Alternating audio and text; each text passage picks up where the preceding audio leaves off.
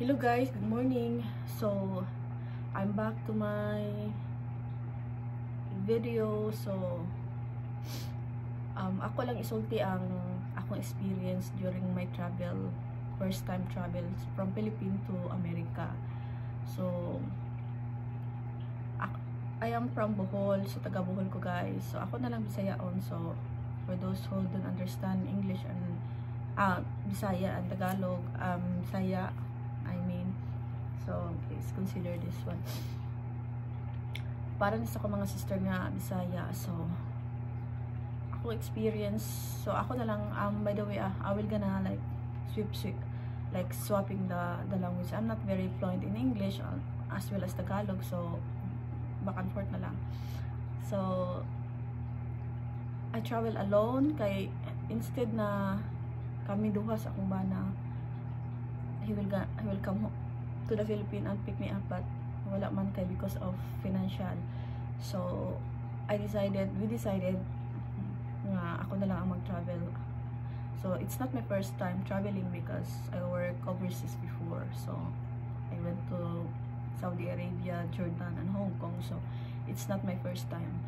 So I'm good with traveling alone. So from Bohol then to Manila, AirAsia, then I stayed a night kay pagkaugma pa man ang akong travel around 12 o'clock sa afternoon ang flight from Manila to Taiwan. Then I have layover na 6 hours sa Taiwan to Chicago. So from Taiwan to Chicago, it's like almost 16 hours, 13, 14, 16, something like that. Then so ning travel mi sa Taiwan og night, ning abot pud mi og night gihapon sa Chicago kay because of time differences. So mo na to guys,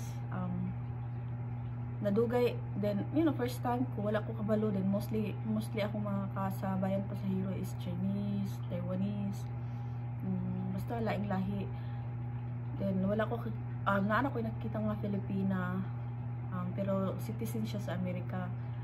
Then old timing pud nga kanang Chicago iyang kuan, pero citizen man siya, so dili mi parehas og kanang pila padulong sa custom checking.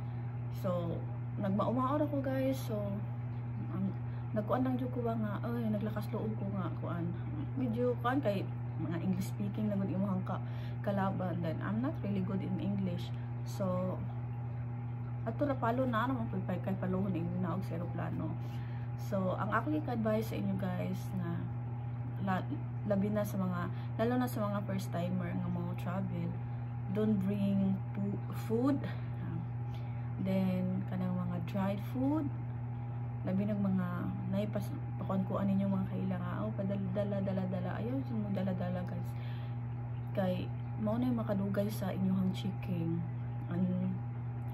kuan. To avoid na lang jud lalo na first timer, kanang ayun na lang personal stuff needs like shampoo, mga unsa pwede ra na siya kay personal man, pero akong advice no food na lang kay aron dili na rakisahon, aron dili na mukhagon imong mga luggage lilion or napaka ipa-declare or pasaynon pa kag papers. So murag madugay na din, kulba na baya kaayo as first timer, waka laom sa manihinga na then tapos og madelay kay nay nakita nga something nga product nga not allowed sa America.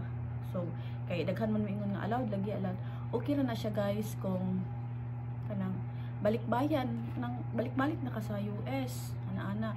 So pero if you are a first timer, ayaw na lang jud pagdala kay aron iwas na lang ba aron smooth ang process ninyo pag-abot. So asa ra man gud mga gamit na ra man dili daghan kung Filipino product di naara man po makita siguro nga Filipino store or Asian store, mapalit ra na ninyo. So next time sunod na po ninyong balik na lang, pwede na siguro magdala ana. Pero siyempre wala pa may experience nga mo travel padong sa US like me, my first time. So bisag naka-travel ako sa other countries, pero ning kuan lang jud ko kay mostly sa akong naobserbahan po during my travel, makadili jud og naay mga gamit nga kinahanglan ipa-declare pa. So ang imong kwarta is not more than $10,000 So asa po tag $15,000 ana. So okay ra gud pocket money ang palit og tubig or snacks. And then basta walay bulad guys, walay mga ginamos or basta pagkaon, as in general pagkaon. So ayan na lang jud pagdala. Kung gusto ko mag snacks, tama na sa eroplano, iniglanding na nimo kung asa mo nga state. Wala na pero kani guys, dili po ni, I'm talking based on my experience lang, pero siguro sa uban wala sila naka-experience, pero that's my experience. Kay dili man sad nato may bawaan ang minds sa mga mga customs na officers. Kay nay uban higpit, nay uban dili. So ang uban matimingan nga okay ra, ang uban matimingan na katong akong friend sa New York, pati nga daw iya mga personal stuff, even like lipstick, lip tint, gipakuan pa. So ako wala na, kay ana man wala na koy pagkaon, just only personal stuff lang, mga perfume ana, pero gamay ra gyud food siya.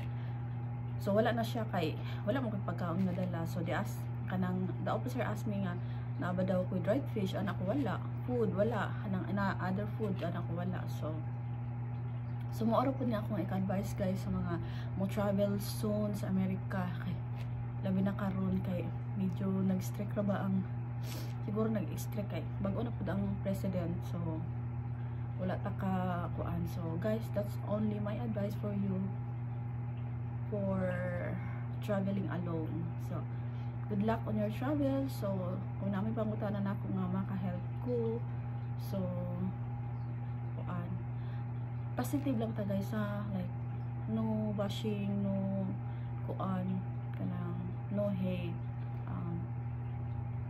friendly lang gud ta, nang dili lang ta mag manaway ana. Pasensya lang pud akong English kung sa mga nag-watch nga my English is not good, so pasensya na lang kay Bisaya mang gyud ko din. Pero magkasinabot naman, basta makasabot lang okay ra na siguro, di ba? So kung namoy i-ask na ako nga akong igama nga video next time. So yeah. That's for today guys. Thank you for watching. Bye.